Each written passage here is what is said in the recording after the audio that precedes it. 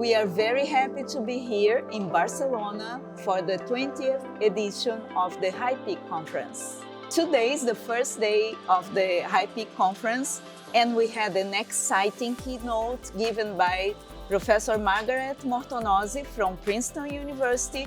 She talked about very important topics in computer architecture.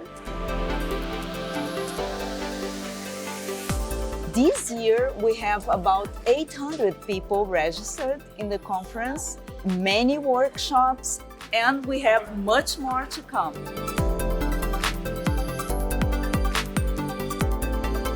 So the objective of the hackathon is to give the students the possibility to stimulate their creativity and design an application that would help improve pollution in Barcelona using RISC-V technology. And on Friday we will see the presentations of all of the work that they've done, so looking forward to them.